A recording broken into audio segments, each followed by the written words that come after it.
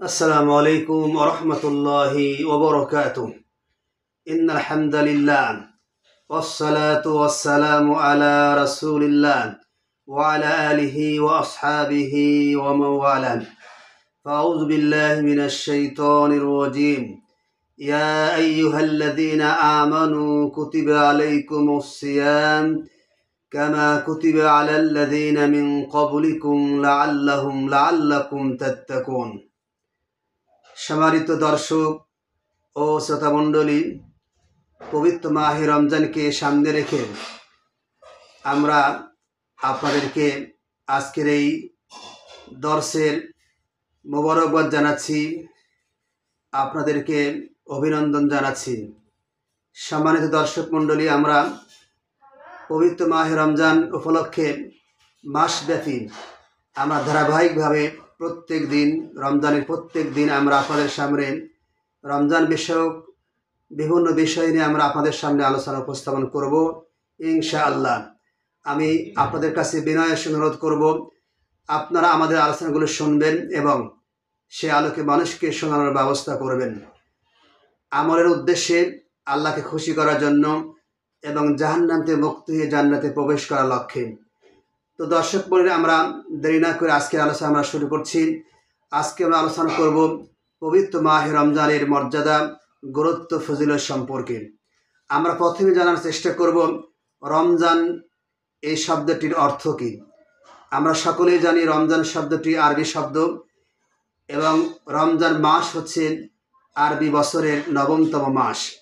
রমজান, রমাদান এই শব্দটি র মিম দোয়াদ এই শব্দমূল থেকে গঠন করা হয়েছে, যার অর্থ হচ্ছে পুড়ে যাওয়া, জ্বলে যাওয়া, তীক্ষ্ণ হওয়া, প্রখর হওয়া, আগুনে ঝলসানো।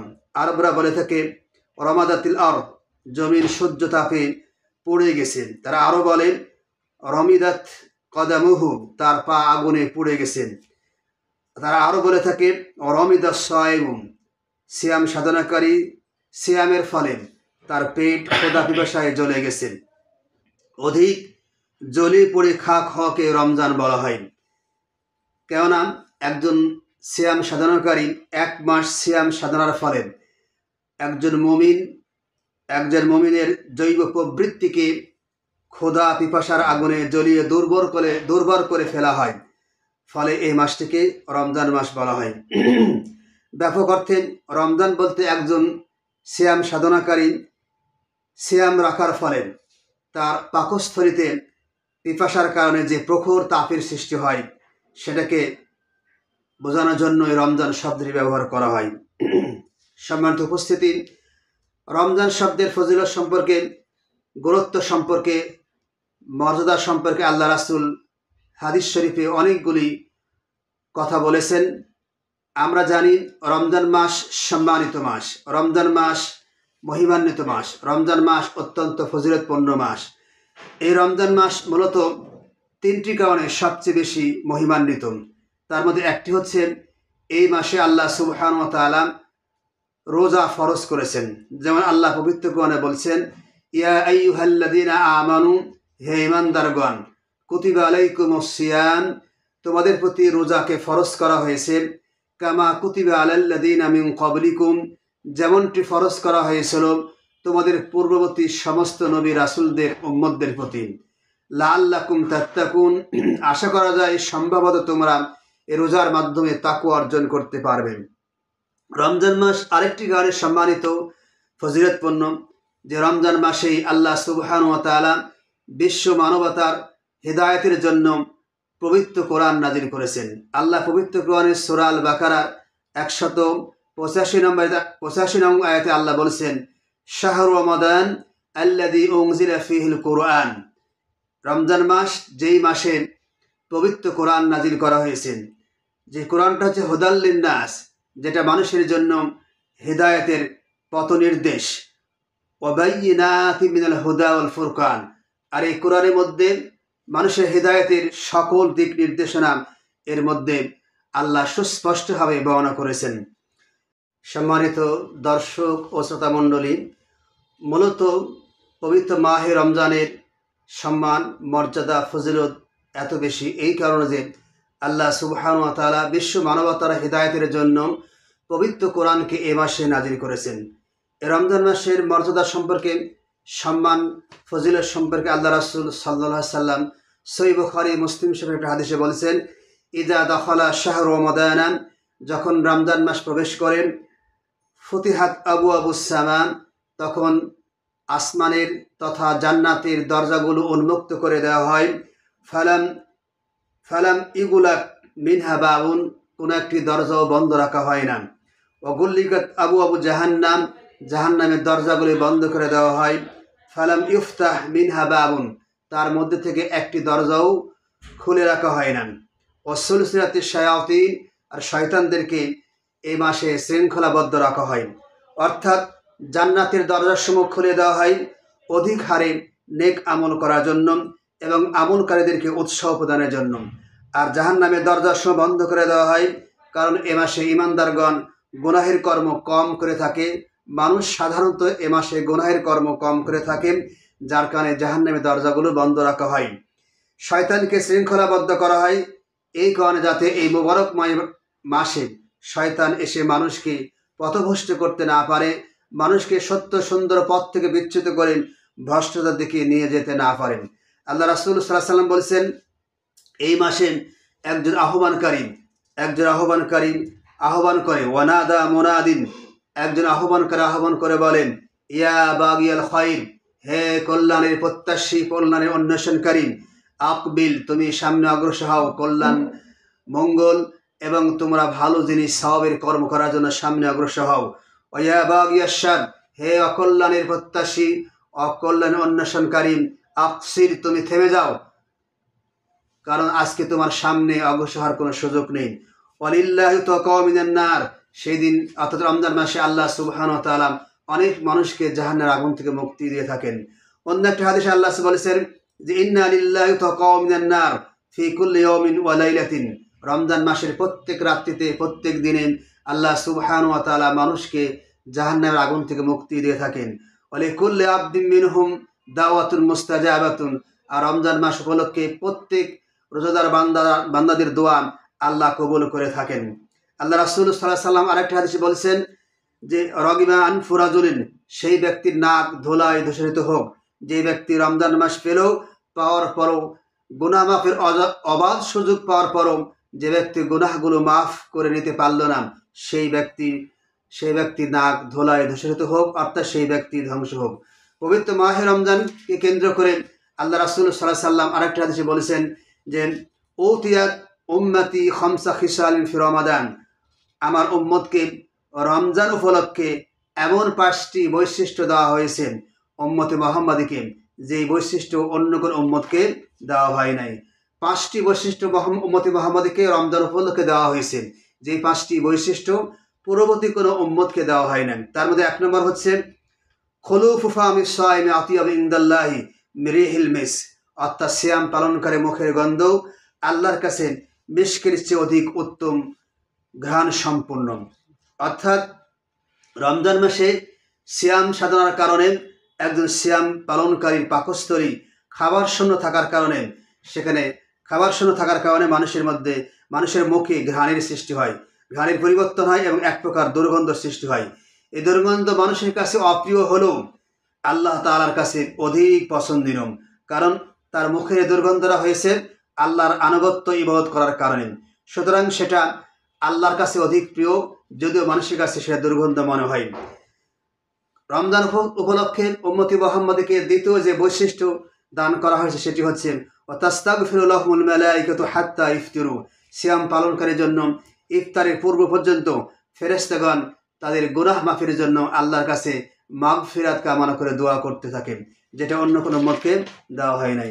উম্মতি মুহাম্মাদীকে 3 নম্বর যে বৈশিষ্ট্য দেওয়া হয়েছে সেটি হচ্ছে ওয়াইজাইনুল্লাহু সুবহানাহু ওয়া তাআলা কুল্লা ইয়াউমিন জান্নাতাহুম, আল্লাহ সুবহানাহু ওয়া তাআলা রমজান মাসের প্রত্যেক দিন জান্নাতকে সুসজ্জিত করেন এবং জান্নাতকে লক্ষ্য করে আল্লাহ বলেন, অতি শীঘ্রই আমার নেককার বান্দাগণ দুনিয়ার ক্লিষ্ট কষ্ট যাতনা সহ্য করে তোমার কাছে প্রবেশ করবেন।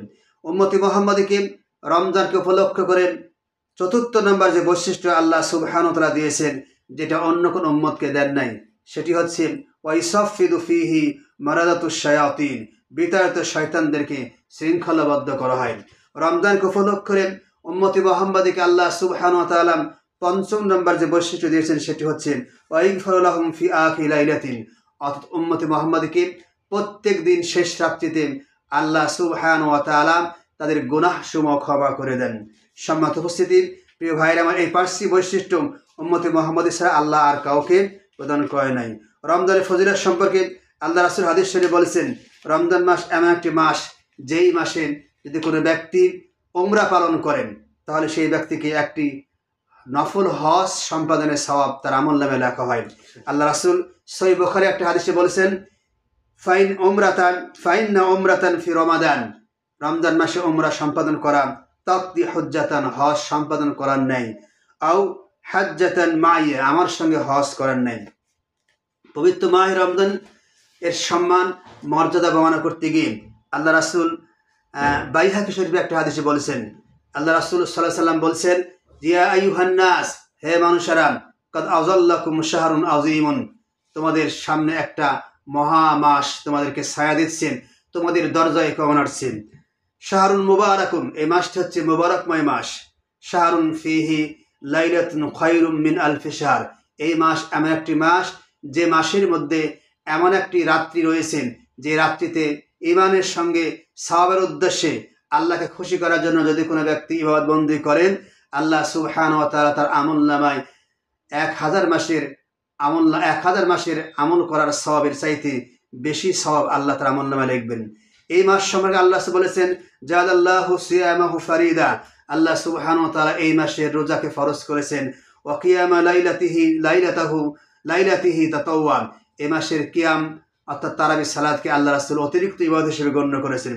মান তাকাররাবা ফিহি বিখাসলাতিন, যে ব্যক্তি এই মাসে একটি নফল ইবাদতবন্দি করবেন, অন্যান্য মাসে একটি ফরজ ইবাদত করার সওয়াব সে প্রাপ্ত হবেন।